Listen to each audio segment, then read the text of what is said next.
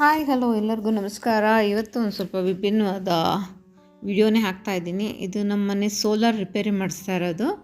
ಇದು ಆ್ಯಕ್ಚುಲಿ ನಾನು ಹಾಕ್ಸ್ಕೊಂಡು almost 10-11 years ಆಗಿದೆ. ಯಾವತ್ತೂ ಏನು ಪ್ರಾಬ್ಲಮ್ ಕೊಟ್ಟಿರಲಿಲ್ಲ. ಅದರ ಸೈಡ್ಲಿರೋ ಒಂದು ಸ್ಮಾಲ್ ಟ್ಯಾಂಕಿಂದ ಒಂದು ಸ್ವಲ್ಪ ಲೀಕೇಜ್ ಇತ್ತು.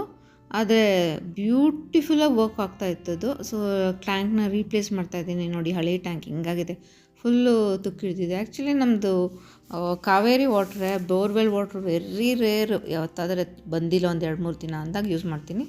ಬಟ್ ಇವಾಗ 10 ವರ್ಷ ಆಗಿರೋದ್ರಿಂದ ತುಂಬಾ ಹಾಳಾಗಿದೆ ಅದು.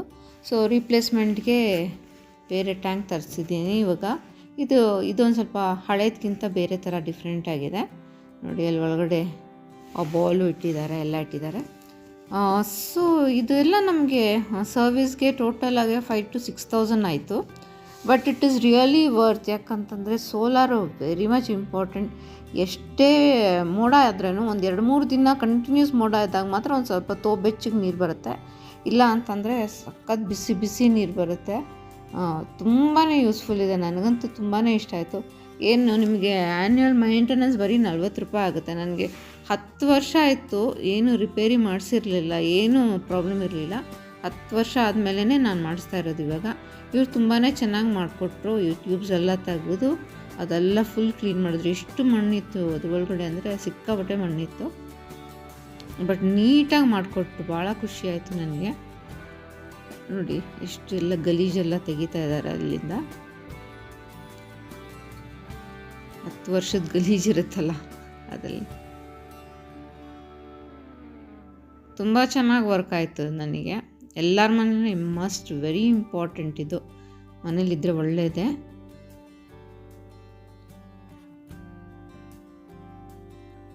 ನೋಡಿ, ಹತ್ತಿರದಲ್ಲೇ ತೋರಿಸ್ತೀನಿ ಆಮೇಲೆ ಎಷ್ಟು ಮಣ್ಣಾಗಿದೆ ಅಂತ.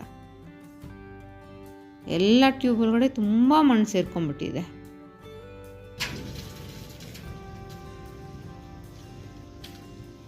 ಆ ಮಣ್ಣಿನ ಸೌಂಡೂ ಬರ್ತಾ ಇದೆ ಅದು.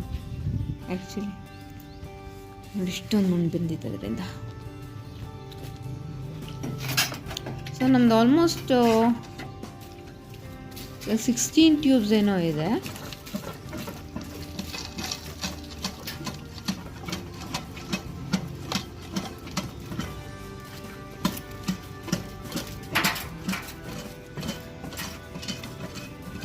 ಸೌಂಡ್ ಆಗ್ತಾ ಇದೆ.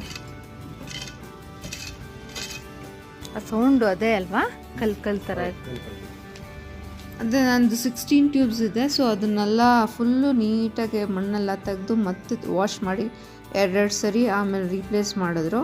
ಸೊ ನನಗೇನೋ ತುಂಬ ರೀಸನಬಲ್ ಅನ್ನಿಸ್ತು. ಆಮೇಲೆ ಎಲ್ಲರ ಮನೇಲೂ ಸೋಲಾರ್ ಇದ್ದರೆ ನೀವು ವರ್ಷಕ್ಕೊಂದು ಸರಿ ಅದನ್ನು ಕ್ಲೀನ್ ಮಾಡಿಸ್ಬೇಕು. ನಾನು ಅದು ಚೆನ್ನಾಗಿ ವರ್ಕ್ ಆಗ್ತಾಯಿದೆ ಅಂತ ಹಾಗೆ ಬಿಟ್ಬಿಟ್ಟಿದ್ದೆ. ಬಟ್ ನೆವರ್ದಲೆಸ್ ಇವಾಗ ಮಾಡಿಸಿದ್ದು ಒಳ್ಳೆಯದೇ ಆಯಿತು ನನಗೆ. ನೋಡಿ, ಆ ಎಡ್ಜು ಭಾಳ ಹುಷಾರಕ್ಕಿರಬೇಕು. ಅದೇನಾದರೂ ಬ್ರೇಕ್ ಆಯಿತು ಅಂತಂದರೆ ಫುಲ್ ಟ್ಯೂಬ್ ಬಿಟ್ಟೋಗ್ಬಿಡುತ್ತೆ. ಆ ಒಂದು ಟ್ಯೂಬ್ಗೆ 1,500 ರೂಪಾಯಿ ಆಗುತ್ತಂತೆ. ಆಮೇಲೆ ಖಂಡಿತವಾಗ್ಲೂ ಚೇಂಜ್ ಮಾಡಲೇಬೇಕು, ಇಲ್ಲಾಂದರೆ ಲೀಕ್ ಆಗುತ್ತೆ ಅಂತ ಹೇಳ್ತಾಯಿದ್ರು ಅವರು. ಚೇಂಜ್ ಮಾಡಿದ್ರೆ ಒಳ್ಳೆಯದು. ಆಮೇಲೆ ನೀರು ಯಾವಾಗಲೂ ಫುಲ್ ಆಗಿರಬೇಕು, ಅದರಲ್ಲಿ ಟ್ಯೂಬ್ಸ್ಲಿ ಫುಲ್ ಇರಿದ್ರೆ ಒಳ್ಳೆಯದು, ಇಲ್ಲಾಂದರೆ ಬರ್ಸ್ಟ್ ಆಗೋ ಚಾನ್ಸಸ್ ಇದೆ. ಅದಕ್ಕೆ ಹುಷಾರಕ್ಕೆ ನಾವು ಅವಾಗವಾಗ ಸರ್ವಿಸ್ ಮಾಡ್ತಾಯಿರಿ ಅಂತ ಹೇಳಿದ್ರು. ಸರ್ವಿಸ್ಗೆ ಏನೊಂದು 1,000 ರೂಪಾಯಿನೂ ಏನೋ ತೊಗೋತಾರಂತೆ.